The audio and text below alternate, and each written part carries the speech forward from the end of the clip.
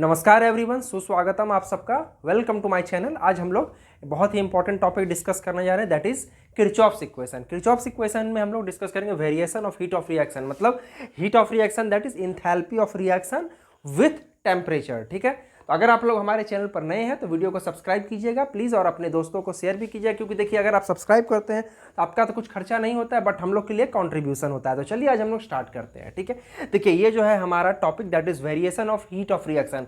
Heat of reaction मतलब enthalpy of reaction with temperature. Temperature के change होने से इंथैल्पी का क्या चेंजिंग आता है, मतलब किसी भी रिएक्शन का जो इंथैल्पी है उसमें क्या परिवर्तन आता है अगर टेम्परेचर चेंज होता है। तो देखिए इंथैल्पी चेंज हो रहा है del H2 minus del H1, ये इंथैल्पी ऑफ रिएक्शन है at temperature T2, and del H1 is the enthalpy of reaction at temperature T1 divided by T2 minus T1, that is the change in temperature, that is delta T।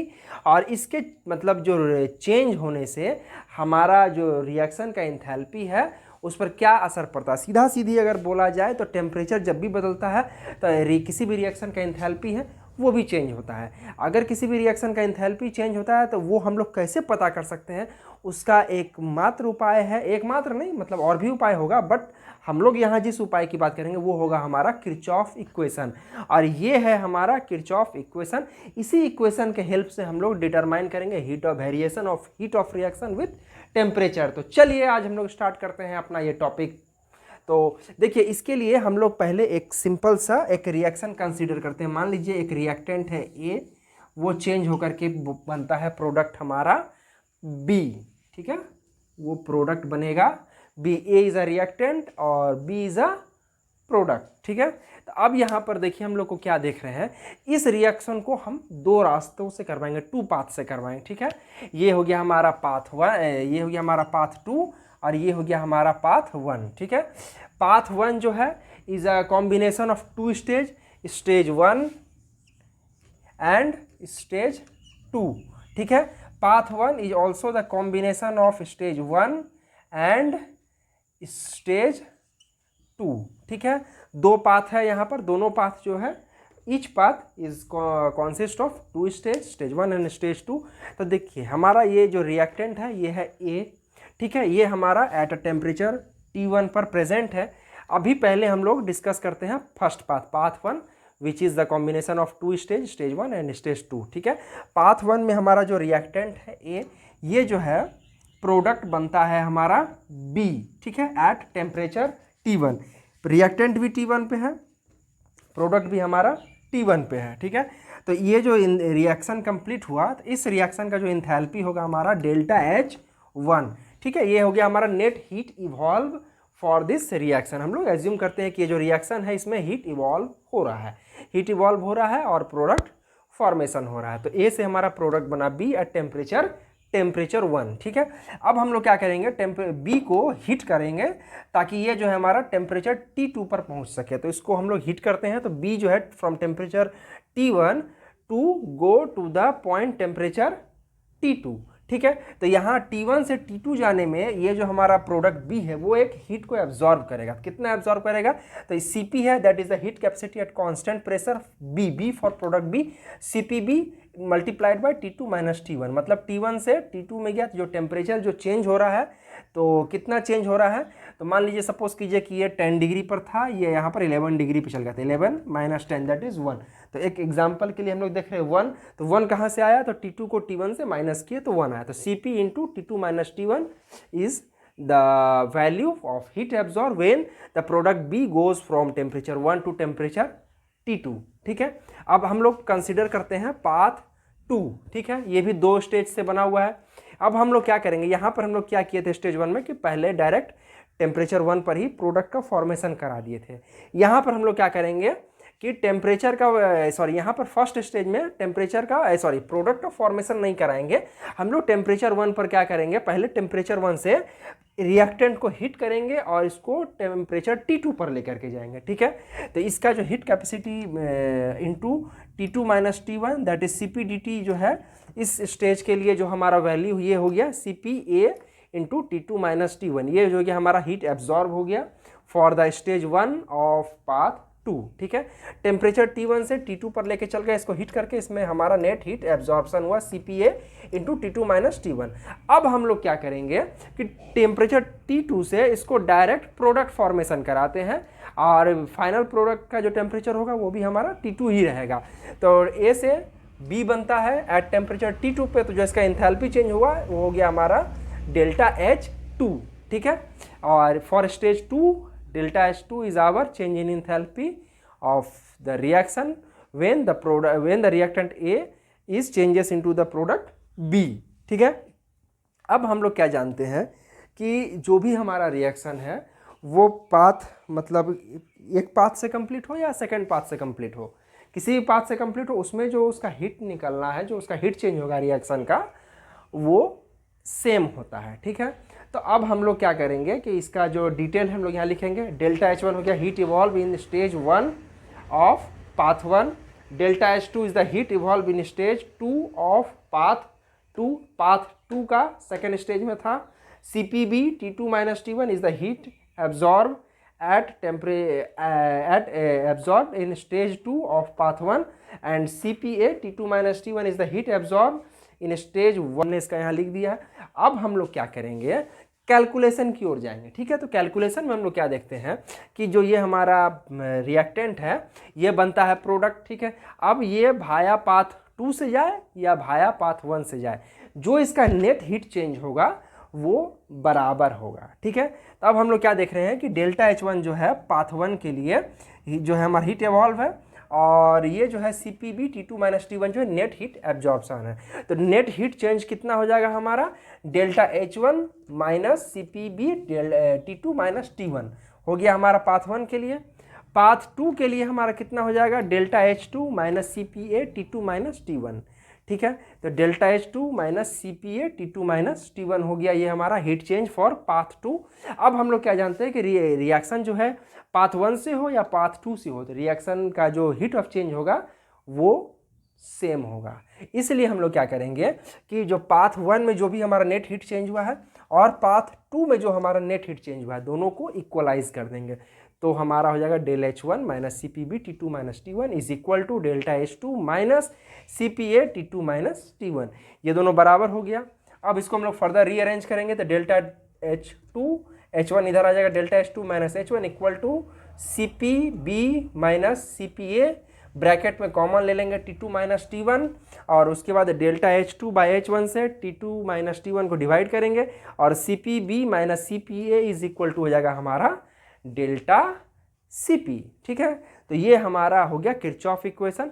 Kirchhoff equation कहता है heat of the change in the heat of reaction at constant pressure, ठीक है। Change in the heat of reaction at constant pressure मतलब at constant pressure delta H2 minus delta H1, ये हो गया heat of reaction change at constant pressure for every degree change in temperature, that is T2 minus T1, जो every degree change in temperature है वो यहाँ से मिल जाएगा, is equal to the change in the heat capacity of the reaction at constant pressure, that is CP, ठीक है। तो यही हमारा डेफिनेशन है किरचॉफ्स इक्वेशन का, that is the change in the heat of reaction at constant pressure for every degree change of temperature is equal to the heat capacity of the is equal to the change in the heat capacity of the reaction at constant pressure, ठीक है। Sorry, heat capacity of the reaction है heat capacity at constant pressure, ठीक है। तो ये जो था हमारा variation of heat of reaction with temperature था, it is called Kirchhoff equation. इसको हम लोग variation of enthalpy with temperature के नाम से भी पढ़ते हैं। अब इसको ज़्यादा समझने के लिए हम लोग क्या करेंगे, इस पर 2 न्यूमेरिकल सॉल्व करेंगे। तो चलिए हम लोग स्टार्ट करते हैं न्यूमेरिकल्स। तो ये है हमारा क्वेश्चन, ठीक है। देखिए क्वेश्चन में कह रहा है find the heat of formation of HCl, ठीक है। तो यहाँ पर enthalpy of formation of reaction हमको पता करना है, जो कि HCl बनेगा तो कितना होगा, ठीक है। इसके लिए जो हमारे पास जो डाटा अवेलेबल है, मतलब जो क्वेश्चन में डाटा दिया गया है वो है half H2 gas plus half Cl2 gas will give 1 HCl molecule and standard enthalpy of formation is -92300 joule per mole value दिया हुआ है। तो ये इंथैल्पी दिया हुआ है स्टैंडर्ड स्टेट में, यानी कि 25 डिग्री सेल्सियस पर, ठीक है। तो आप देख सकते हैं कि यहाँ पर जो एंथैल्पी वैल्यू है स्टैंडर्ड स्टेट, मतलब ये अगर हम लोग मानते हैं डेल्टा H1, तो ये हमारा डेल्टा H1 इज द -92300, और इसका जो टेम्परेचर होगा T1 जो होगा वो होगा हमारा 25 डिग्री सेल्सियस, मतलब 298 केल्विन। ठीक है, हमको हीट ऑफ फॉर्मेशन फाइंड करना है एट 348 केल्विन। ठीक है, ये केल्विन में दिया गया है 348 केल्विन पर।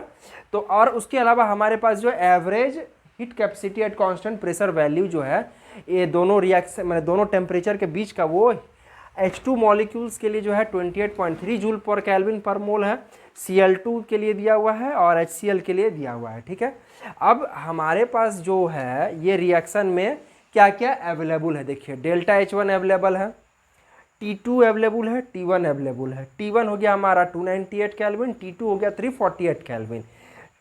डेल्टा Cp हमको फाइंड करना होगा, तो Cp value for product and Cp value for reaction दिया हुआ है। ठीक है, तो product value minus reactant value होगा जो हम लोग करेंगे वो हो जाएगा हमारा डेल्टा Cp। तो इसको हम लोग करते हैं, तो इस रिएक्शन में देखिए 1 मोल ऑफ HCl होता है, HCl का वैल्यू जो है एज इट इज लेंगे 28.49 माइनस प्रोडक्ट का हो गया, रिएक्टेंट का value Cl2 half mole use हुआ है, तो half of 32.26 half of plus half of आपका Cl2 हो जाएगा 28.31 जूल पर केल्विन पर मोल। ठीक है, तो ये भी हाफ हो जाएगा, डिवाइडेड बाय 2 कर देते हैं, तो product value minus reactant value ये हो जाएगा हमारा 1.9 जूल पर केल्विन पर मोल। ये जो वैल्यू हो गया हमारा 1.9 जूल पर केल्विन पर मोल, ये हो गया हमारा डेल्टा Cp।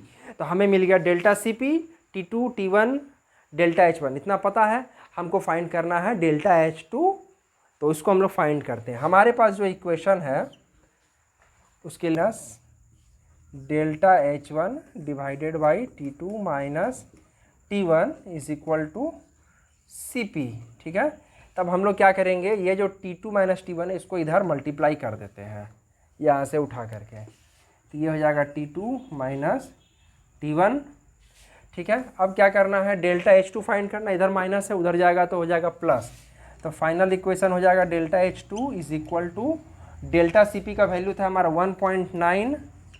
ठीक है, और यहाँ पर T2 है 348 और T1 है हमारा 298, 348 माइनस 298 ये हो जाएगा वैल्यू हमारा, that is equal to around हो जाएगा 75 के आसपास हो जाएगा, 348 माइनस 298 यही है ना, कितना है 348 298। ठीक है, तो 8 में से 8 गया 0 और 14 में से 9 जाएगा, 5 बचेगा, तो ये 50 डिग्रीज़ के अराउंड में हमको यहाँ पर काम करना है।